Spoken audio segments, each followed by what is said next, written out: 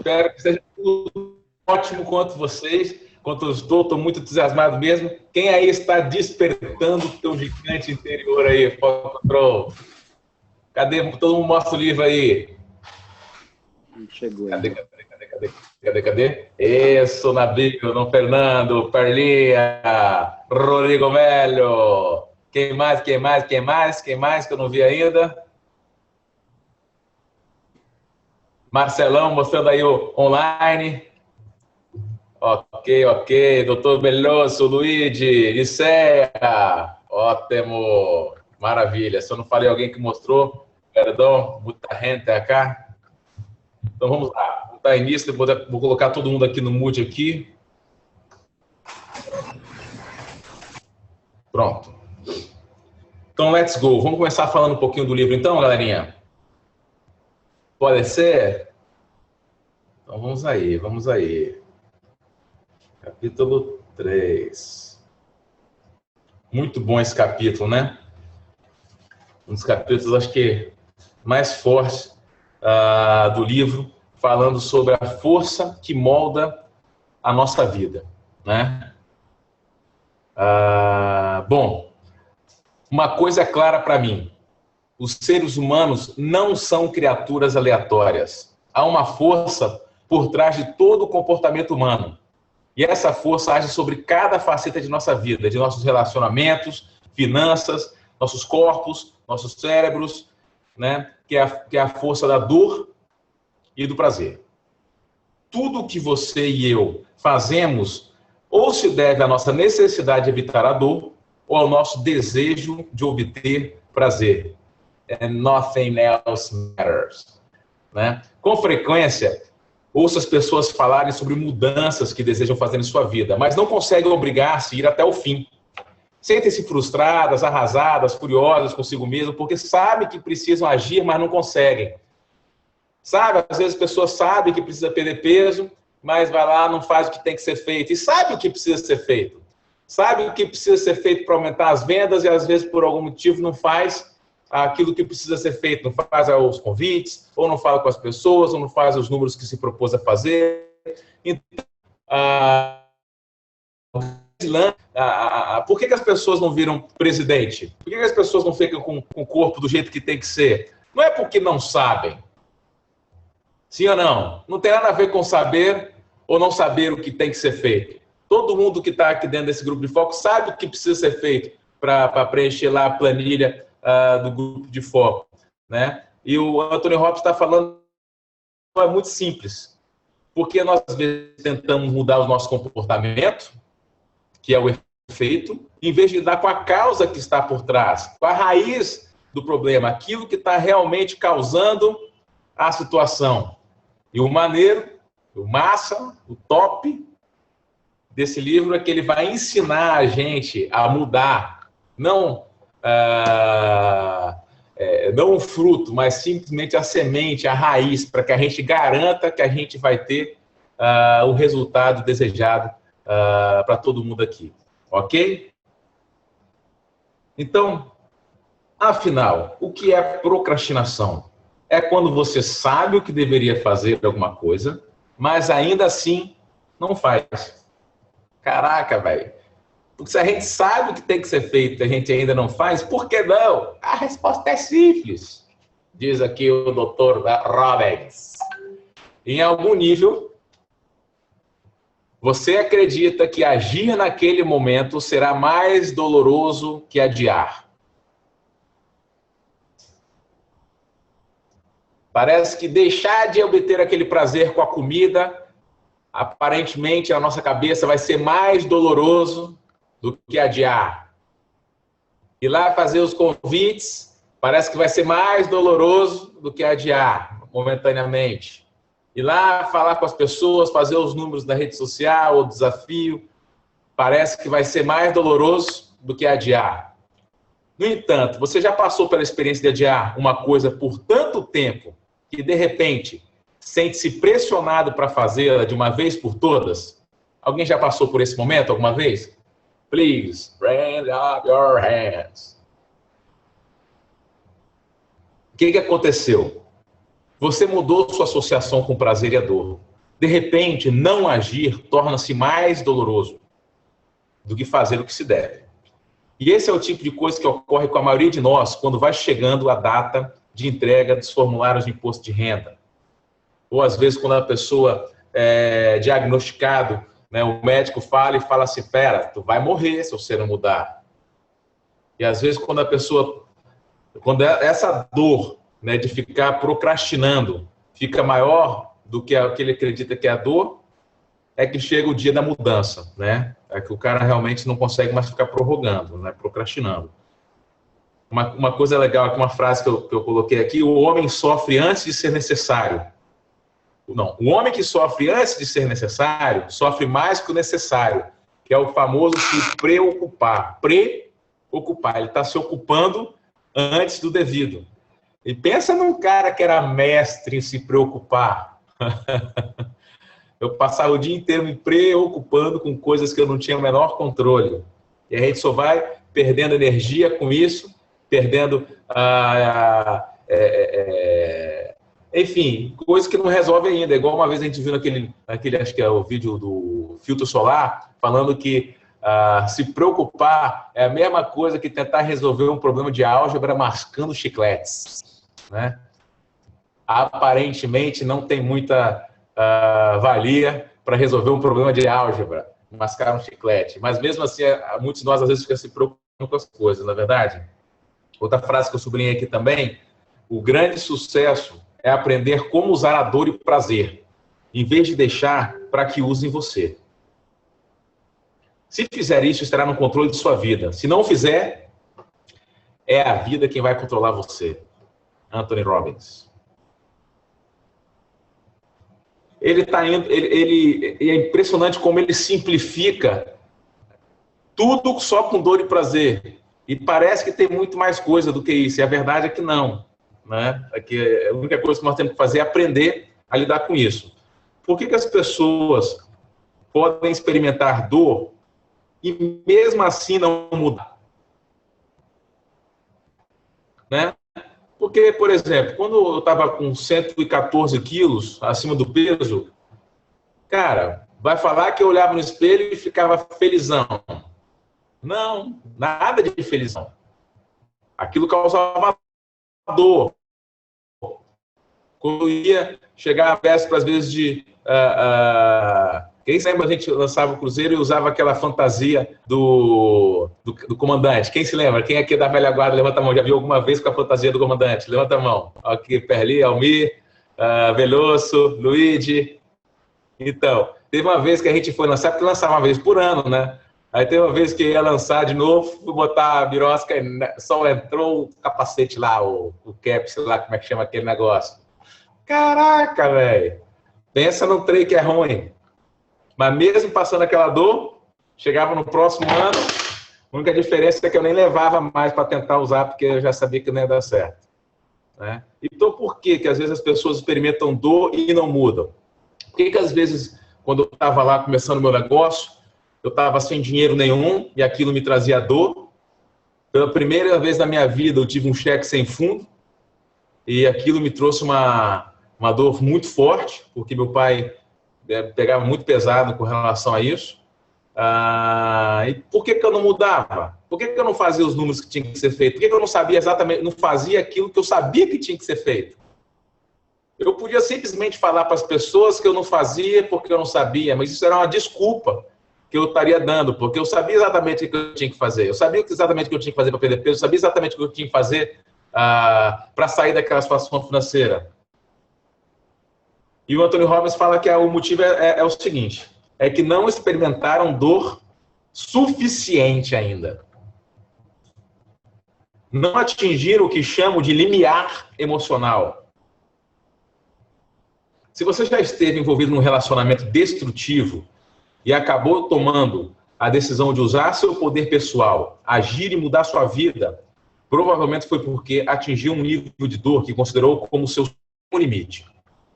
Todos nós já experimentamos situações em nossas vidas em que dissemos chega, nunca mais, isso tem que mudar agora. Esse é o momento mágico, em que dor se torna nossa amiga. Isso nos leva a agir e produzir novos resultados.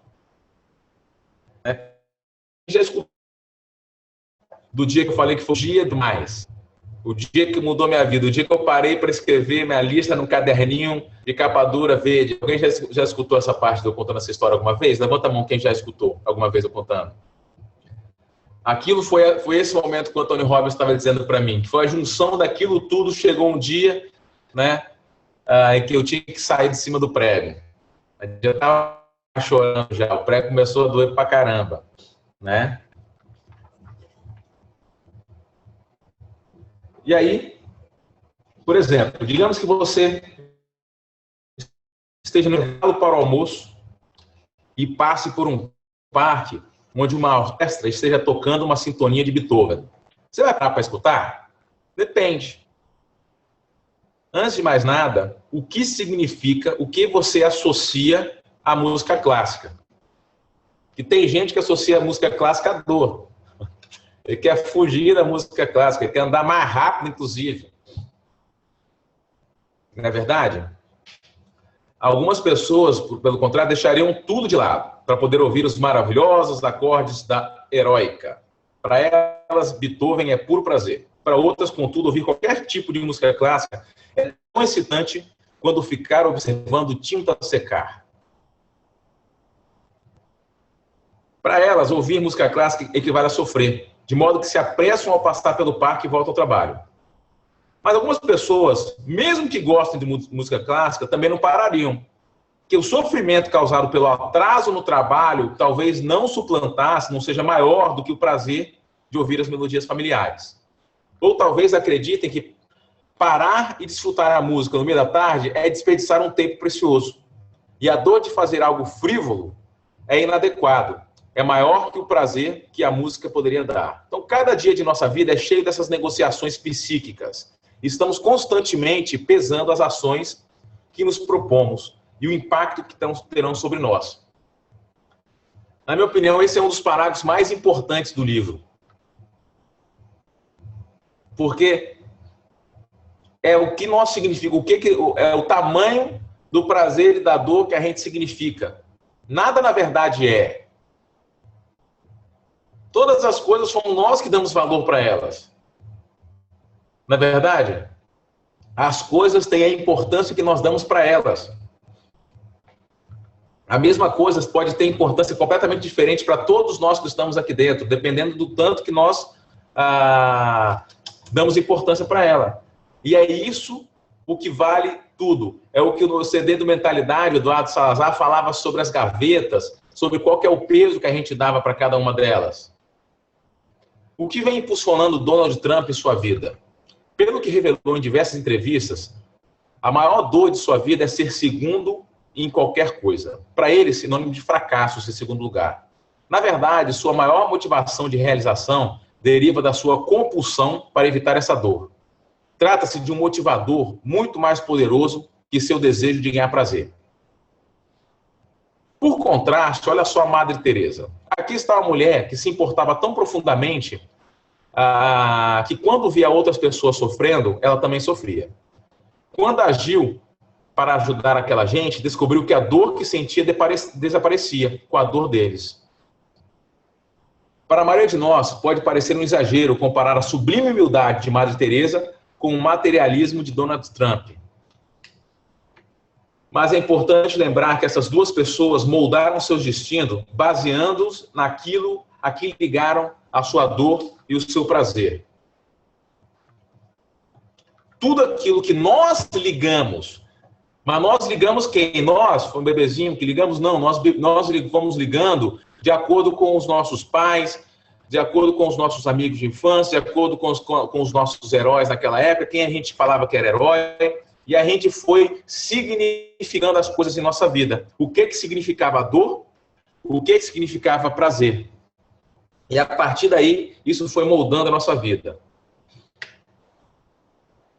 Uma decisão que fez uma diferença tremenda na vida de Anthony Robbins foi que, ainda bem moço, ele começou a associar um prazer incrível ao ato de aprender. Uma pessoa que começa a associar um prazer incrível ao hábito de aprender, cara, ele quer ter mais esse prazer. Eu só coloquei o hábito de aprender para mim na escola como uma única coisa, obrigação, senão minha mãe me botava de castigo. Sinceramente, eu não estava nem aí. Então, será que eu era um cara que gostava muito de estudar? Claro que não, porque eu signifiquei aprendizado para mim como simplesmente não ficar de castigo. Então, eu estudava o suficiente para obter a média que a minha mãe falava que era salvação do castigo. Na minha casa era 7. Não importa que meu colégio era 6. Se eu tirasse 6,5, eu estava lascado. Não estava lascado, eu só não viajava e ficava dentro do meu quarto. Que é a mesma coisa que estar lascado. Quais são algumas das experiências de dor e prazer que moldaram sua vida? Se você associou dor ou prazer às drogas, por exemplo, isso certamente afetou seu destino. Da mesma forma, as emoções que você aprendeu a associar a cigarros ou álcool, relacionamentos ou até mesmo os conceitos de dar ou confiar. Eu vivi em uma família que comer era sinônimo de puro prazer e não para recuperar as baterias necessárias para sobreviver e aproveitar a vida. Para mim, comer muito era sinônimo de aproveitar a vida. Era sinônimo de prazer.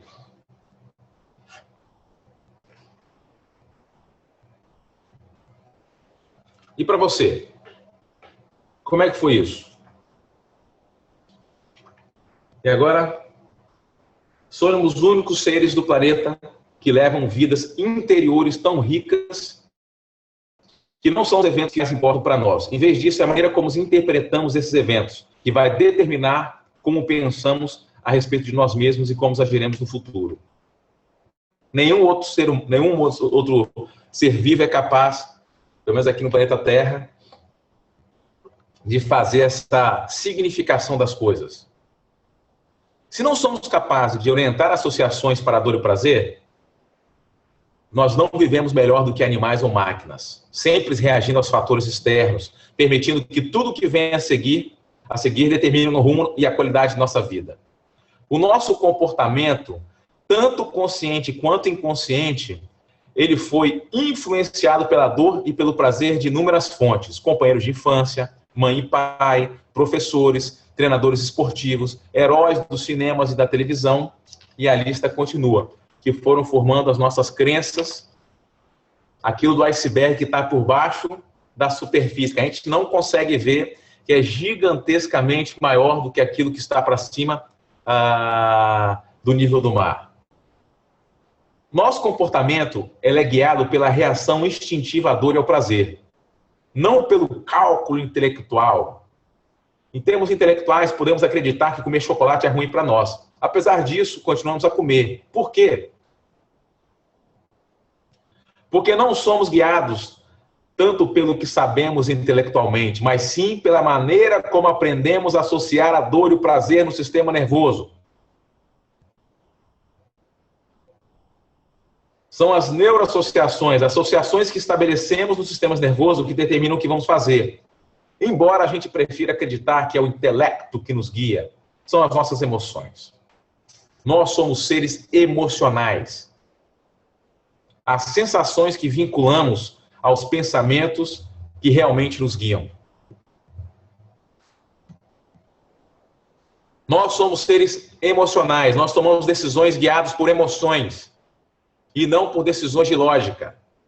Adianta a gente fazer uma apresentação de produto baseado em lógica, em só passar um monte de dados e fora de controle? E se a gente não está nem um pouco passando emoção, simplesmente falando sem nenhum tom de voz, todas as coisas, fica o tempo todo falando, por melhor que seja aquilo que a gente estiver fazendo, uma pessoa que vai fazer uma palestra desse jeito vai se tornar extremamente chata.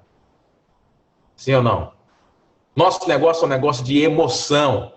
Porque não é a Herbalife que é assim, os seres humanos são assim. Se a gente não colocar emoção quando a gente estiver vendendo alguma coisa, não adianta, sim ou não? Não adianta a gente fazer uma palestra, não adianta a gente tentar vender um produto, não adianta a gente tentar recrutar pessoa, não adianta um STS, todo mundo assim, ó. Né? Total control, nada. Esse vai ser um péssimo resultado de STS, sim ou não? Uma HOM que não tem emoção, que não tem entusiasmo. Sim ou não? Um supermit se não tivesse todo entusiasmo, emoção. Porque nós, todos nós, somos seres que tomamos decisões por base em emoções e não pelo intelectual. E essas emoções nada mais é do que significa para nós próprios, para cada um de nós, o que a gente significou que significa. O que significou que significa? Dor. E o que a gente significou? Prazer. Para cada uma das coisas de nossa vida.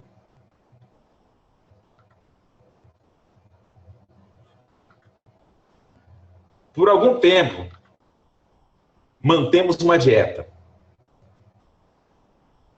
Acabamos por ultrapassar os limites que nós experimentamos sofrimento demais.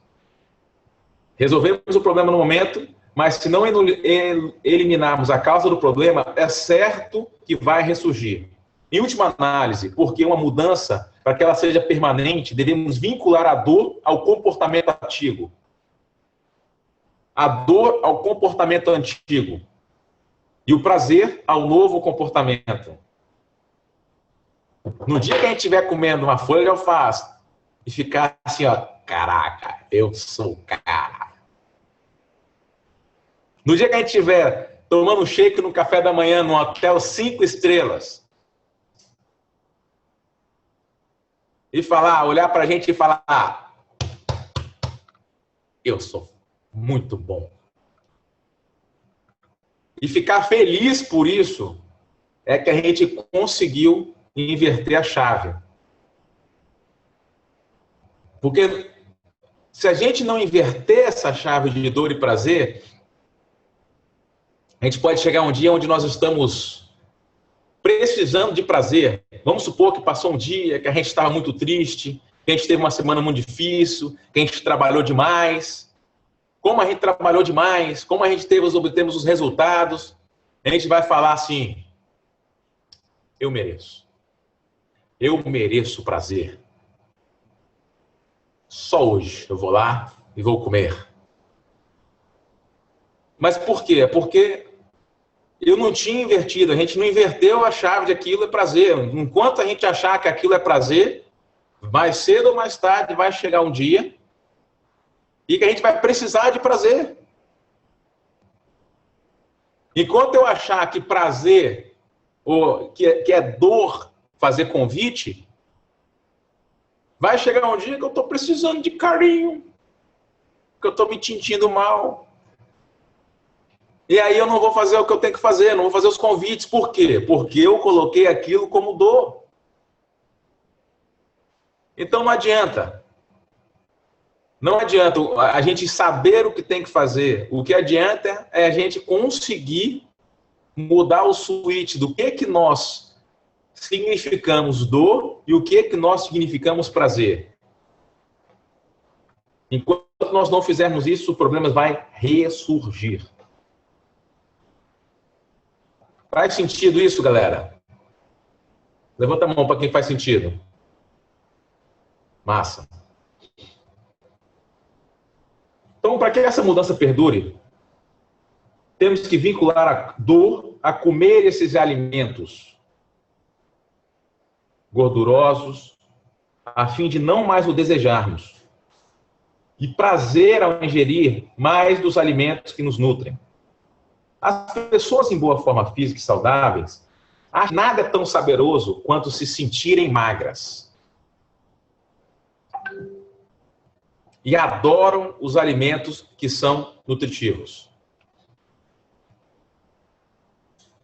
Se você conhecer alguém que deixou de fumar, vai descobrir que esse comportamento mudou no único dia. O dia em que de fato mudou o que fumar significava para ela. Enquanto fumar era prazer, toda vez que ele precisava de prazer, ia lá, fumava e desencadeava novamente o vício. No dia que colocou que aquilo é morte, ou sei lá o que ele significou a dor, fumar, é que é o dia que vai conseguir essa mudança.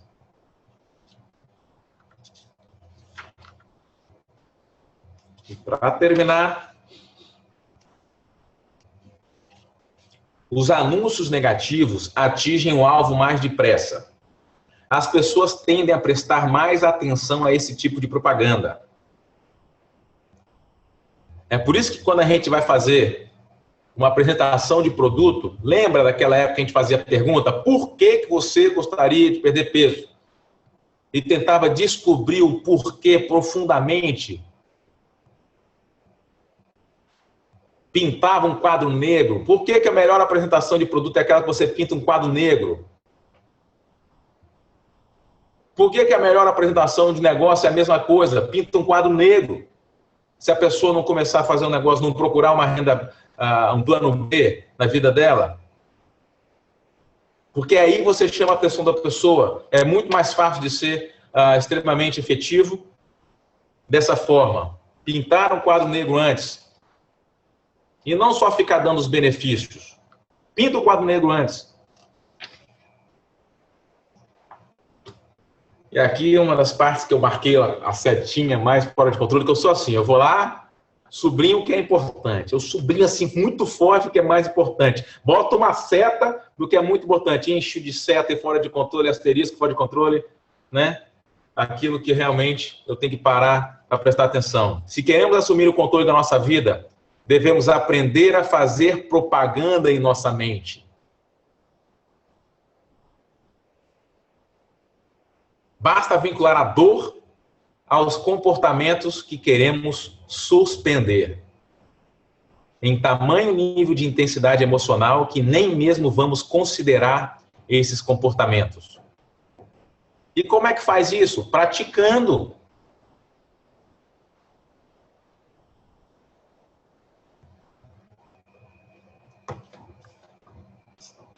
Sei lá, pega uma coisa que você gosta muito de comer, que você não quer mais comer, vai lá, pega um ovo podre, bota do lado, olha para aquilo e cheira o ovo podre. Olha para aquilo de novo, cheira o ovo podre. E fica repetindo isso. Será que vai ficar uma boa propaganda na nossa mente? E toda vez que a gente olhar para isso, pensa naquele negócio que você não gosta muito, sei lá, um cheiro de uma coisa muito ruim, tipo ovo podre. Fica até aquele náusea assim, focontrol, vontade de... É esse tipo de coisa que esse parágrafo do livro está fazendo. Nós aprendermos a manipular a nossa mente. Para nós determinarmos o que vai ser dor e o que vai ser prazer para nós próprios.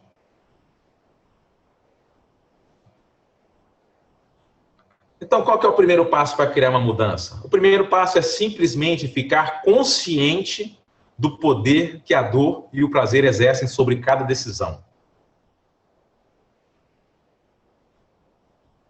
Se a gente não entender o poder que a dor e o prazer podem causar em cada um de nós, nós não vamos conseguir mudar nada.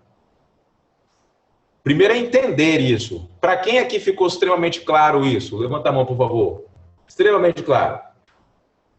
Só a Renata que não, Renata? Ok? Então esse é o primeiro passo. E, portanto, sobre cada ação que tomamos, precisamos ficar consciente e começar a fazer as coisas de forma constante. O problema é que a maioria de nós baseia decisões no que vai criar dor ou prazer a curto prazo, sem fazer uma projeção a longo prazo. Comer uma barra de chocolate, comer só aquele dia lá no hotel 5 estrelas, o café da manhã, é a curto prazo.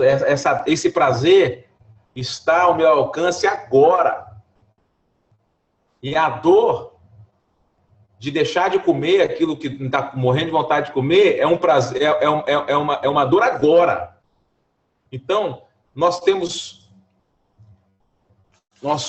somos assim. Aquilo que é agora é muito mais fácil de tomar decisão do que é para depois. Eu não vou morrer agora, assim, se eu comer uma coisa que não presta. Não é agora que eu vou morrer se eu fumar um cigarro. E agora vai me dar o prazer, se o cara significou aquilo como prazer. Então ele vai simplesmente procrastinando, até o dia que ele morre pelo aquilo. Não é verdade? Lembre-se também de que não é a dor em si que nos impulsiona, mas sim o medo de que algo leve à dor. Não é o prazer em si que nos impulsiona, mas sim a convicção, nosso senso de certeza de que assumir uma determinada ação levará ao prazer. Não somos impulsionados pela realidade, mas sim pela nossa percepção de realidade. A maioria das pessoas se concentra em evitar a dor e alcançar o prazer a curto prazo, e assim acaba criando dor a longo prazo. O prazer em potencial de um corpo mais esbelto é superado pela dor a curto prazo das privações de uma dieta. A longo prazo, vamos nos sentir cada vez pior, para não mencionar o fato de que isso causa uma deterioração de nossa saúde. Lembre-se de qualquer coisa valiosa que você deseje, sempre exige uma passagem pela dor a curto prazo. Vou repetir. Lembre-se de que qualquer coisa valiosa que você deseje sempre exige uma passagem de dor a curto prazo, a fim de alcançar o prazer a longo prazo. Se você quer ter um corpo sensacional, precisa esculpi-lo para passar pela dor a curto prazo. Depois que fizer isso muitas vezes, o exercício se torna agradável.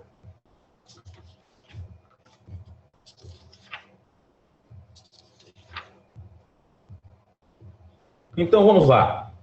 Vamos promover algumas mudanças imediatas? Está todo mundo com papel e caneta na mão? Primeiro, escreva 4 ações que você precisa fazer. 4 ações que você precisa para fazer o que vem adiando. Quais são 4 coisas que você precisa fazer e você vem adiando? Pode ser alguma coisa, alguma das ações pode ser em termos físicos. Alguma das ações pode ser alguma coisa em termos do grupo de foco, alguns números do grupo de foco que você sabe que tem que fazer e está adiando. Vamos lá, todo mundo escrever essas 4?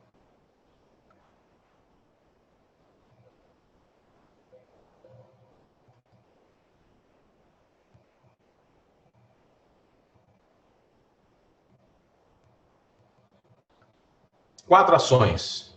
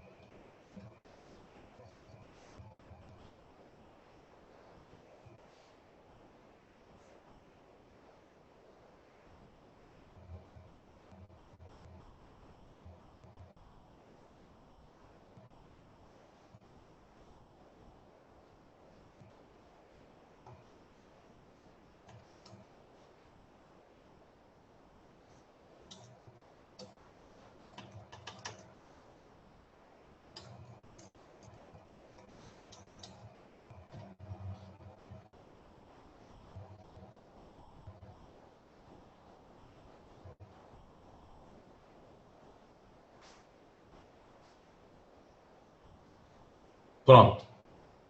Quem escreveu aí? Levanta a mão. Quem escreveu?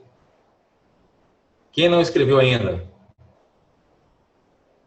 Marcelão não escreveu ainda não?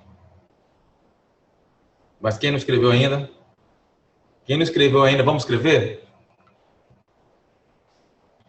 Segunda coisa, sobre cada uma dessas ações, anote a resposta para a seguinte pergunta: por que eu não tomei nenhuma ação? No passado, que dor vinculei a esta ação? A resposta a essa pergunta vai ajudar a gente a compreender que tem sido repetido por associar uma dor maior a tomar a ação do que a não tomar. Se você achar que você não associei nenhuma dor a isso, pense um pouco mais. Talvez seja uma dor simples, talvez seja a dor de desviar algum tempo do seu trabalho, não importa. No passado, que dor você vinculou a esta ação?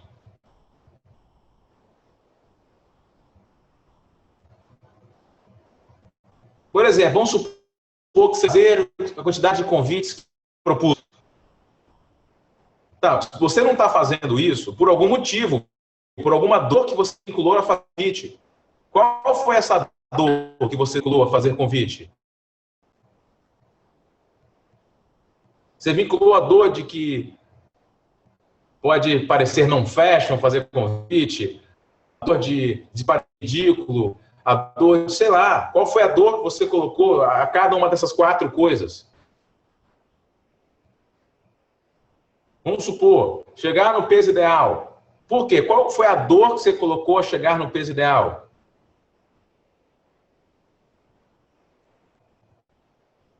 Qual foi a dor que você colocou em abrir mão de comer comida que você sabe que não deve comer?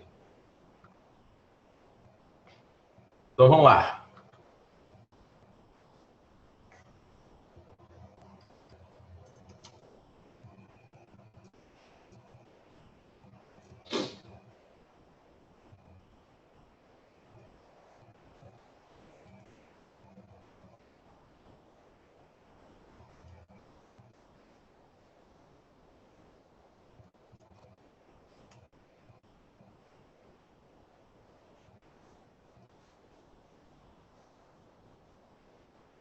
Por exemplo, deixar de comer comida gostosa te traz dor.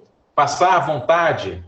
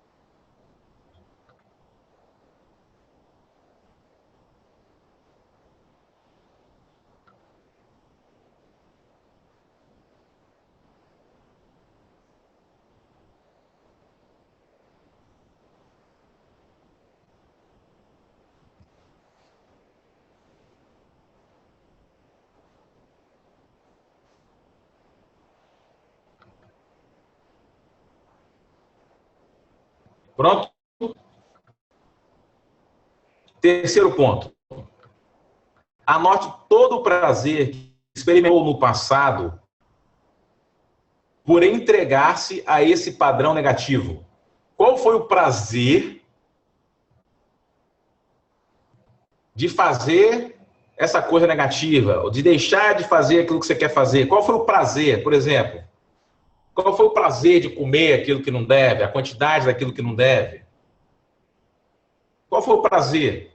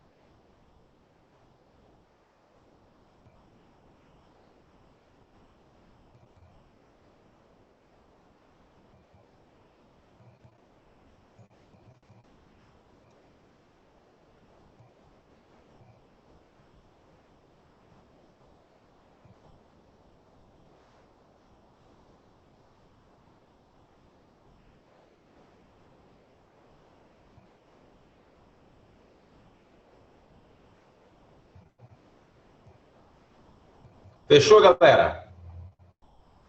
Quarto e último ponto.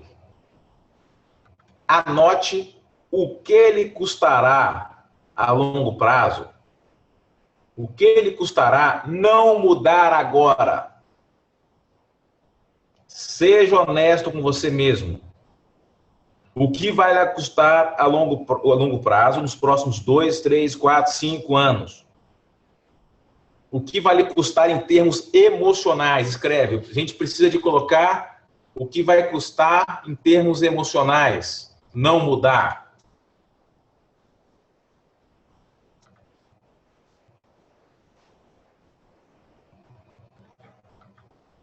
Depois você escreve alguma coisa do que vai lhe custar em termos de autoimagem.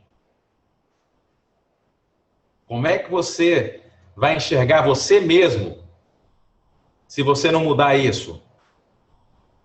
O que vai lhe custar em termos de energia física se você não mudar isso? O que vai lhe custar em sentimentos de amor próprio?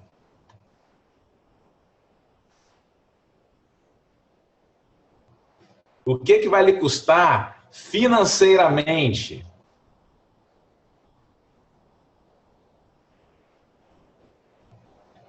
O que vai lhe custar com os relacionamentos com as pessoas mais importantes para você, que mais importam para você?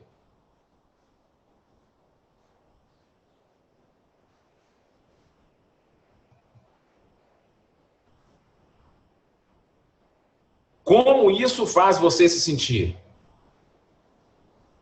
Você não mudar isso profundamente.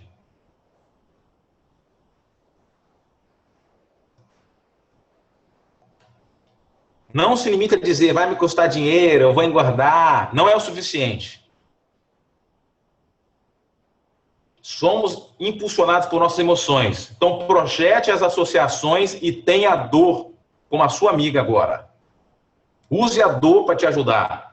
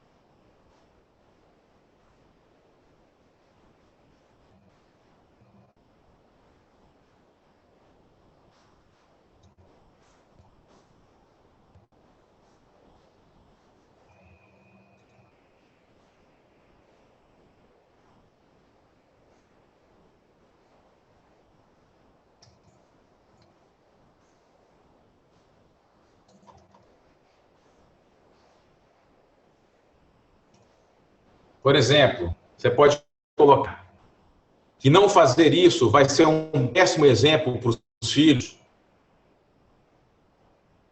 Vai mostrar para os filhos que você não é capaz de fazer o que sabe que precisa ser feito e possivelmente ele vai aceitar isso como normal na vida dele, no futuro, para sempre e as próximas gerações. Vai afetar negativamente as próximas gerações de toda a sua família por isso.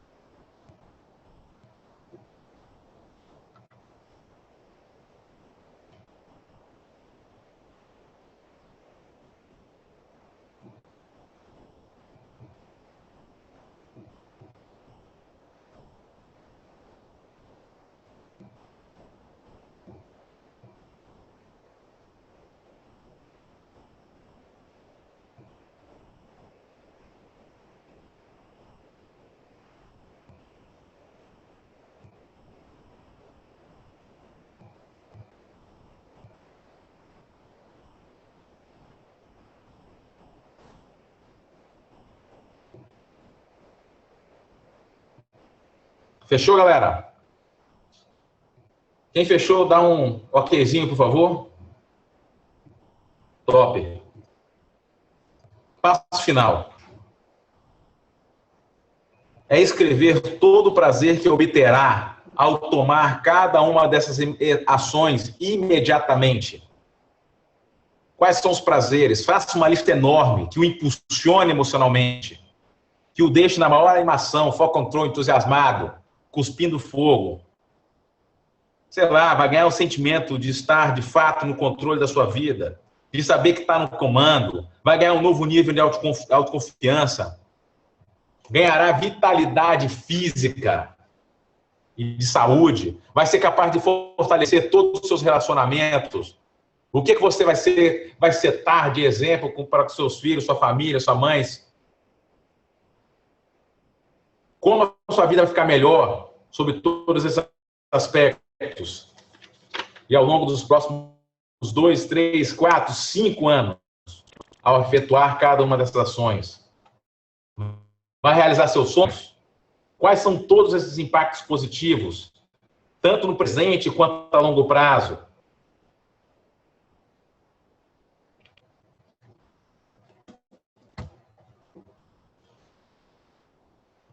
E quem já fez porque já leu, releia, verifique se tem alguma coisa a mais a acrescentar.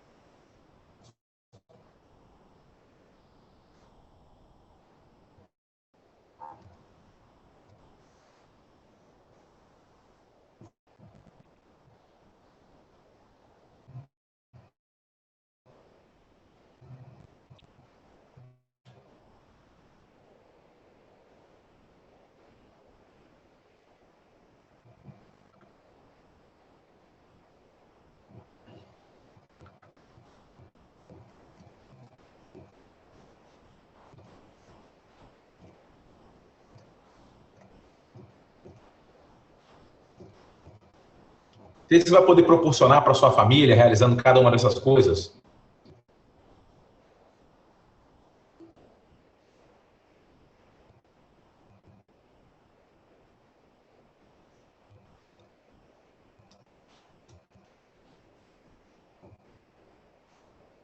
que o seu filho, sua filha vai pensar a seu respeito se você realizar todas essas coisas? Que tipo de exemplo você vai setar para eles? Como é que a sua família vai olhar para você?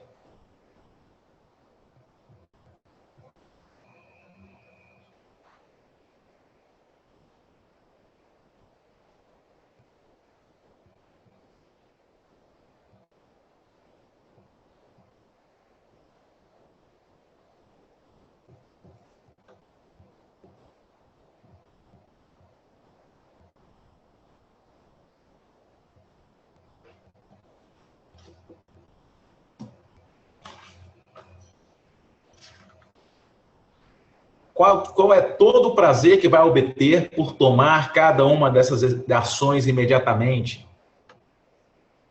Essa é a pergunta, Johnny.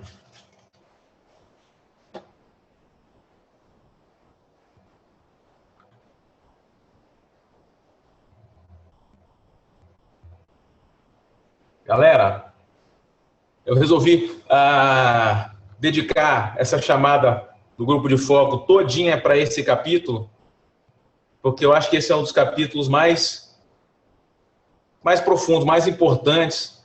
E se a gente não descobrir, não significar dor, aquilo que a gente realmente não quer fazer, e prazer, aquilo que a gente realmente quer fazer, vai ficar muito difícil da gente conseguir uma mudança de longo prazo. Senão a gente vai sempre ficar no agora vai, versão 1, versão 2, versão 382, beta, alfa, for control. A única forma de a gente obter essa mudança que todos nós queremos é ficando muito claro qual que é a dor e qual que é o prazer, e aprender a usar a dor como nossa amiga. A dor de não fazer. Inclusive, nós gravamos essa chamada, nós vamos colocar essa chamada, o link dessa chamada em breve.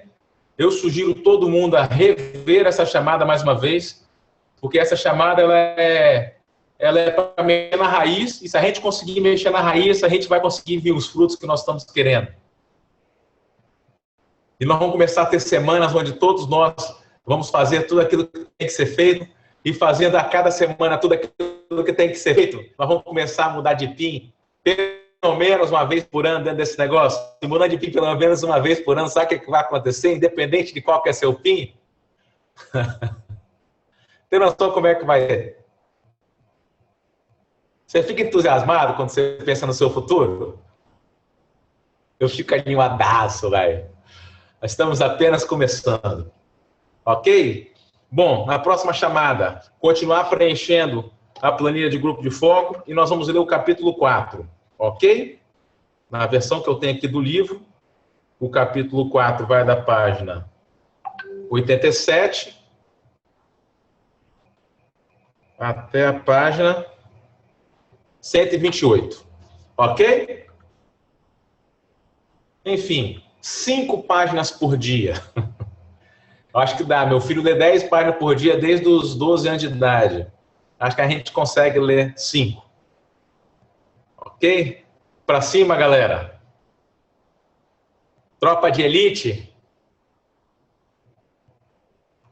Beijo no coração de todos vocês. Nos vemos na próxima semana. E vamos falando aí, galera. Beijão, tá?